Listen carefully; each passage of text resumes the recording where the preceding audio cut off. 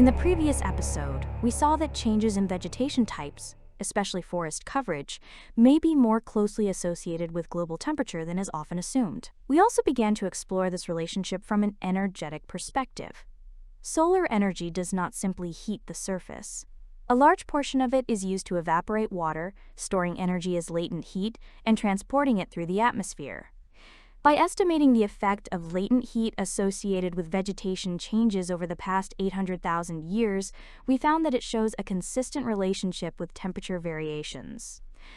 At the same time, the magnitude of this effect suggests that latent heat alone is not sufficient to explain the full range of global temperature changes. However, these results indicate that vegetation participates in moving energy through water, through evaporation, through latent heat, through the quiet transport of energy from the surface into the atmosphere. In addition, water vapor plays a dominant role in the greenhouse effect. This raises a deeper question. If life participates in moving energy, and if it is closely linked to the most influential greenhouse component of the atmosphere, can we see its effects leaving the planet? The Earth constantly emits energy back to space in the form of infrared radiation. This is known as outgoing longwave radiation, or OLR. OLR is one of the most fundamental components of the climate system. It represents the final step of the planetary energy balance. What comes in as sunlight must eventually leave as thermal radiation. Today, this process is measured directly by satellites. One of the most widely used datasets is the CERES Earth Radiation Budget dataset, which provides global observations of outgoing radiation. Different parts of the Earth do not emit radiation in the same way. Surface properties strongly influence how energy is returned to space. Different ecosystems are associated with different temperatures, different humidity levels, different cloud formation patterns. As a result, they are also associated with different levels of outgoing radiation.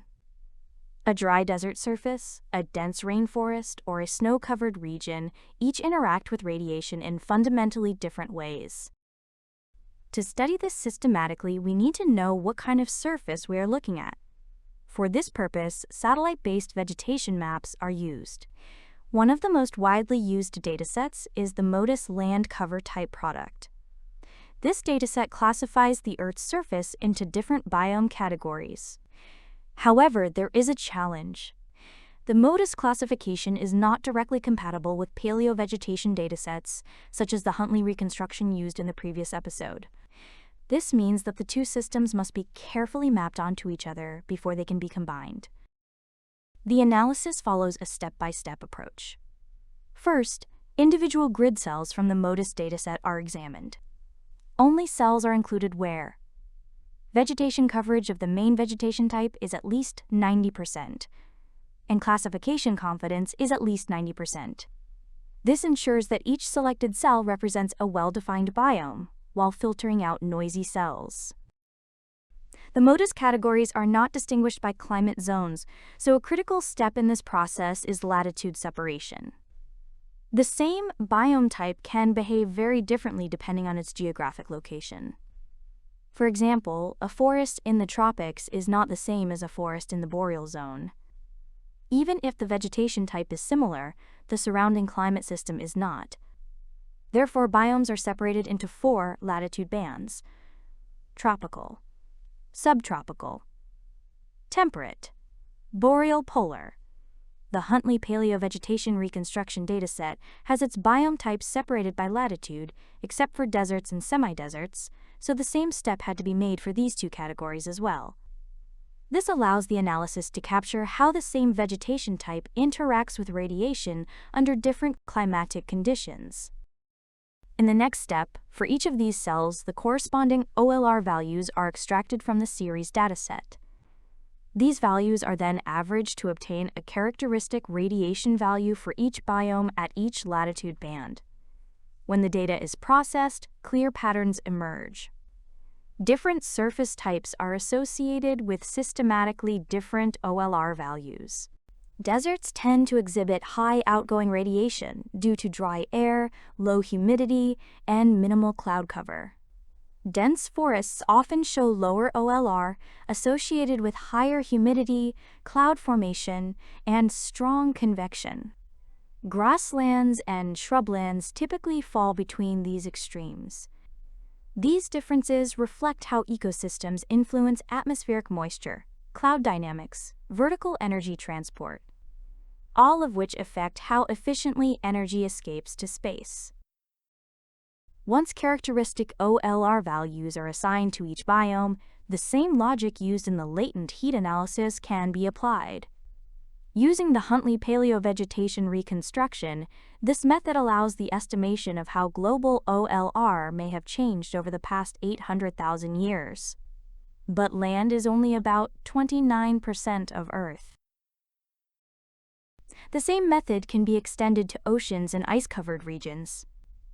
The paleovegetation reconstruction made by Huntley and his team also contains ocean and ice masks for the last 800,000 years. It means that the average OLR values gathered from satellite data for each latitude band can be applied to these masks to calculate temperature variations caused by the change of OLR. The radiation characteristics of oceans and ice show clear but non-uniform patterns across latitudes.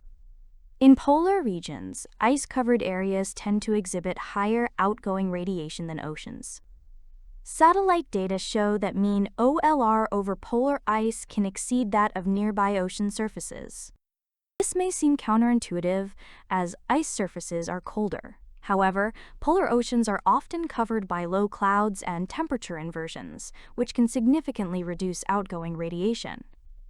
In contrast, in temperate regions, oceans typically exhibit higher OLR than ice. Here, warmer surface temperatures dominate, leading to increased thermal emission. At lower latitudes, oceans show the highest OLR values overall, reflecting high surface temperatures and strong energy exchange with the atmosphere. These patterns indicate that outgoing radiation is not controlled by surface temperature alone, but by a combination of surface properties and atmospheric conditions, including humidity, cloud cover, and vertical structure of the atmosphere. Before revealing the results, some uncertainties need to be clarified. The climate system is complex. Clouds, storms, deserts, oceans, all imprint their own signals on climate. It's impossible to cover everything for the past 800,000 years, as we only have measured data for the modern era. This study has not considered a number of factors which may affect global temperature. One important factor not included in this reconstruction is carbon dioxide, along with other greenhouse gases. Changes in the concentration of greenhouse gases are not explicitly included in this reconstruction. Outgoing radiation is also influenced by temperature itself.